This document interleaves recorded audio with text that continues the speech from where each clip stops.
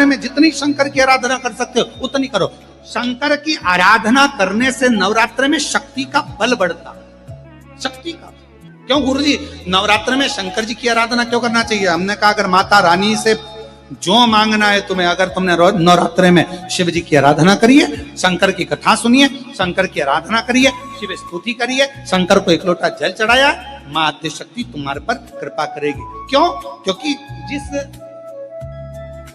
जिस स्थान पर शिवलिंग रखा होता है और जो हस्त कमल है वो मां पार्वती, जगत जननी दुर्गा भवानी है। जब हम जल चढ़ाते हैं मां आद्य शक्ति अम्बा जगदम्बा 64 योगिनियों पर वो जल चढ़ जाता है और जगत जननी नवरात्र में प्रसन्न होती है। जो आप पहले दिन ही कलश स्थापना होती है और पहले दिन ही आपको ये ज्ञान हो जाए कि बच्चे पूछे कि कलश क्यों रखा जाता है, कलश के ऊपर आम के पत्ते क्यों लगाए जाते हैं, कलश के ऊपर नारियल क्यों रखा जाता है, कलश के ऊपर 9 बार मोली क्यों बांधी जाती है, मोली मतलब लच्छा नाड़ा 9 बार क्यों लपेटा जाता है नारियल के ऊपर, कलश के ऊपर जब रखते हैं।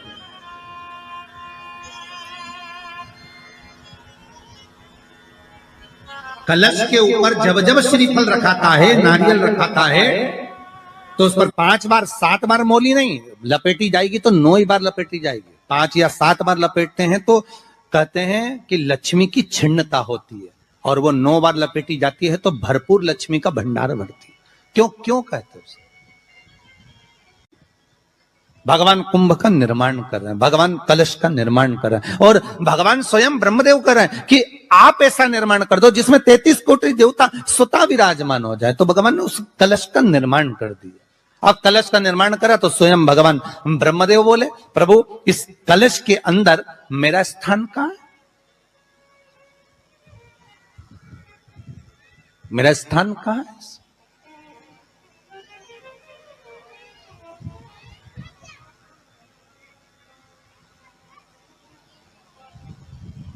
बहुत ध्यान देना महाराज, कलश का जो मुख होता है उस मुख पर भगवान विष्णु का स्थान होता है।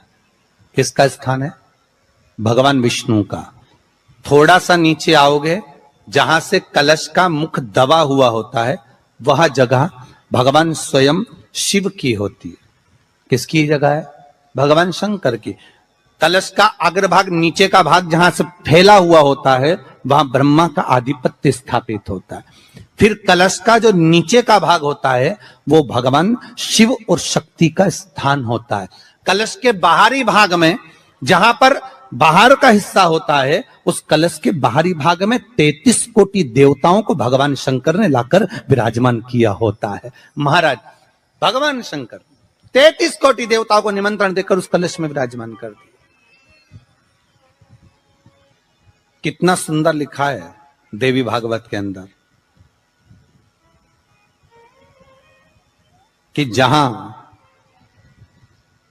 कलश की स्थापना होती है उस जगह पर किसी देवताओं को बुलाने की जरूरत नहीं होती। 33 कोटि देवता उस जगह पर स्वतः विराजमान हो जाते हैं। स्वयं 33 कोटि देवता स्वयं वहां विराजमान। नवरात्रे एकम से प्रारंभ नहीं होते, अरे अमावस्या की रात्रि से प्रारंभ हो जाते, इसलिए उसको कहते हैं नवरात्रे। क्योंकि नवमी के दिन माता जी का विसर्जन हो जाता है, जवारों का विसर्जन हो जाता है, व्रत करने वाले कन्या पूजन भोजन भंडारा कराकर विराम दे देते। तो नवमी की रात्रि उसमें नहीं जुड़ा पाता, उसमें रात्रि अगर जुड़ती है तो ये अमावस्या की रात्रि से जुड़ना प्रारंभ होता है, तब जाकर वो नवरात्रि पूर्ण हो पाती है। पितृलोक में पितृ जैसे निवास होकर भी इंतजार करते हैं। 4 नवरात्रे हैं तो 4 ही श्राद्ध हैं।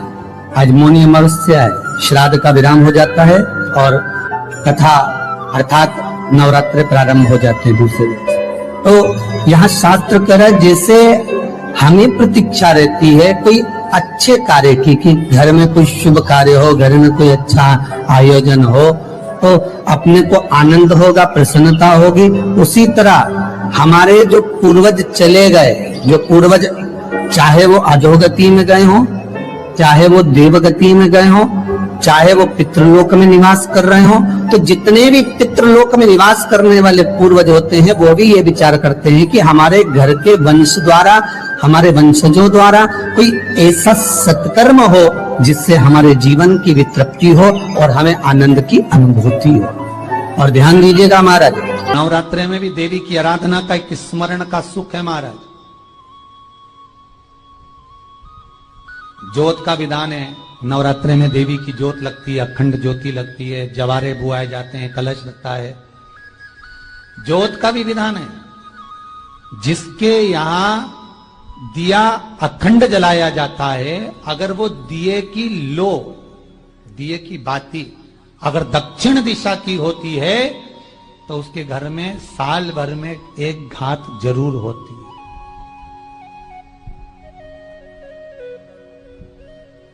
जो दिया अखंड जलता है उसकी बाती का मुख दक्षिण का नहीं होना चाहिए। अगर आपने देवी भागवत का स्मरण करा हो, देवी भागवत को अगर सुना हो, तो देवी भागवत में स्पष्ट किया गया कि पूर्व की ओर मुख करा हुआ दिया, अर्थात पूर्व की ओर ज्योत जो जलाई जाती है वो संपदा की वृद्धि करती है।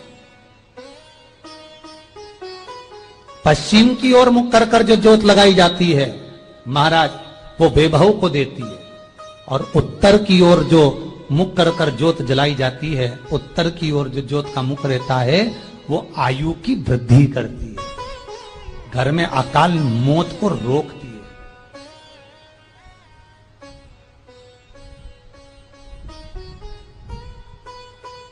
नवरात्रि का जो भाव तत्व है उसको भी अच्छे से समझ लेना। दक्षिण की ओर ज्योत ना लगाएं, अगर आपको लगाना है पूरब की लगाएं, पश्चिम की लगाएं या उत्तर की लगाएं। और जितने दिन महारानी जगदम्बा जगतधात्री दुर्गा भवानी, अब की बार माता जी घोड़े पर आई है, हर बार देवी बदल बदल के आती है, इस बार जो नवरात्रे आए वो घोड़े के आए। तो घोड़े पर जो देवी जी आती है वो समृद्धि को देने वाली आती है, लक्ष्मी की वृद्धि करने वाली आती है। जैसी घोड़े की रफ्तार होती है उस रफ्तार से लक्ष्मी घर में आती है। तो ये मत सोचना कि कोरोना महामारी ने हमको नीचे गिरा दिया या कोरोना महामारी ने रोक दिया, कमाई के स्रोत रोक दिए, धन रोक दिया, चिंता मत करना। मेरी मां जगत जननी दुर्गा भवानी अब की बार घोड़े पर आई है, साल भर में इतना धन दे देगी कि आपने पीछे के 4 साल में नहीं कमाया होगा, इतनी मेरी मां भंडार भर देगी। ये घोड़े पर आई है, कोई साधारण नहीं हो सकता।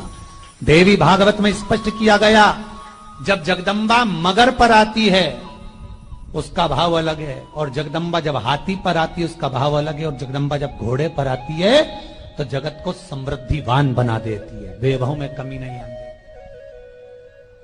अभी भले दुनिया के लोग अभी रोते हैं कि पैसा नहीं आ रहा, कोरोना महामारी ने सब तोड़ दिया, रोक दिया, पर चिंता ना करना, मेरी मां अगर घोड़े पर आई है तो उसका सुख आपको जरूर मिलेगा।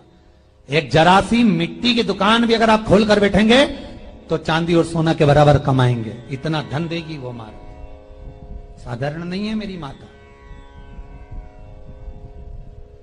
तात्विक सुख का आनंद देने वाली, लाभ तत्व प्रदान करने। और नवरात्रि में भी अगर आपकी कोई कामना है, आपकी अगर इच्छा है, आपका मन है, तो जगत जननी की आराधना करो। पति और पत्नी में अगर क्लेश है तो जगदम्बा के मंदिर में मक्खन चढ़ाओ, प्रेम बढ़ जाएगा। आपको लगता है कि पति कोई अन्य स्त्री से लगा हुआ है या परिवार टूट रहा है, तलाक तक पहुंच गया है, तो माता के मंदिर में आप ध्वजा लगवाइए, उस ध्वजा पर मक्खन लगाकर लगवाइए, आपको लाभ मिलेगा। महाराज, यदि आपको लगता है कि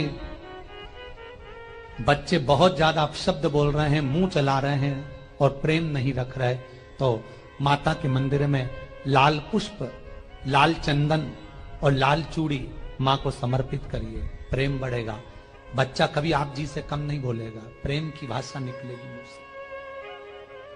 मां जगत जननी की आराधना, जगदम्बा की उपासना। नवरात्रि में 9 दिन में से कोई एक दिन ऐसा ले लो जिस दिन कन्याओं का भोजन कराओ, साथ में उनको लाल चुनरी ओढ़ाओ या कोई लाल वस्त्र, लाल पूजन की सामग्री उनको दो, सुख मिलेगा, आनंद आएगा। क्यों बोलते हैं?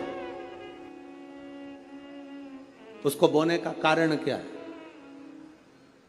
केवल कोई कहे कि हम ठाकुर जी को भजते हैं, भगवान कृष्ण को भजते हैं, कोई कहे हम तिरुपति बालाजी को, नारायण को भजते हैं, कोई कहता है कि हम हरि विट्ठल को, पांडुरंगा को भजते हैं, हमारे यहाँ हाँ हम इनको भजते हैं तो जवारे नहीं बोते। ना ना, पुष्टि मार्गी है, ठाकुर जी की सेवा करने वाला है, उसके यहाँ भी ये 9 दिन जवारे बोए जाते हैं। रामानुज संप्रदाय से जुड़ा हुआ है, नारायण की पूजन कर रहा है, उसके घर में भी जवारे बोए जाते हैं। पांडुरंगा हरि विट्ठल की उपासना कर रहा है, उसके घर में भी जवारे बोए जाते हैं।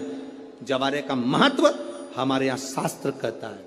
क्या महत्व है उसका, क्या फल है उसका? महाराज, जब देवी माता ने दुर्गा भवानी को पंचायत में बुलाया गया, शिव पंचायत में मां दुर्गा बैठी हुई है, और शिव पंचायत में जब दुर्गा भवानी बैठी, उपद्रवियों ने उपद्रव मचाया, अहंकारियों ने अहंकार मचाया, असुरों ने, राक्षसों ने हाहाकार मचाना प्रारंभ करा। तब उस समय पर देवाधिदेव महादेव माता पार्वती को देखकर, दुर्गा भवानी को देखकर मुस्कुरा रहे थे। केवल शिव मुस्कुरा रहे हैं, पार्वती को देखकर, दुर्गा भवानी को देखकर, मां जगत जननी को देखकर केवल मुस्कुरा रहे हैं। तब देवता सूर्य नारायण ने भगवान शिव जी को देखकर हाथ जोड़कर प्रार्थना करी। भास्कर देव बोले, सूर्य नारायण बोले, बाबा मेरे मन के संशय को मिटा दीजिए। शिव जी ने पूछा क्या काम है, बोलो क्या चाहते हो? शंकर भगवान से सूर्य देव, भास्कर देव कहते हैं, प्रभु आपके मुस्कुराने का कारण क्या? भारत की भूमि पर जितनी जगह पर भी आप लोग कथा सुन रहे हो, आस्था चैनल पर, फेसबुक, यूट्यूब पर जितने लोग कथा सुन रहे हो, बड़े ध्यान से सुनना कि जवारे क्यों बोए जाते हैं, नवरात्रि में जवारे की महत्वता क्यों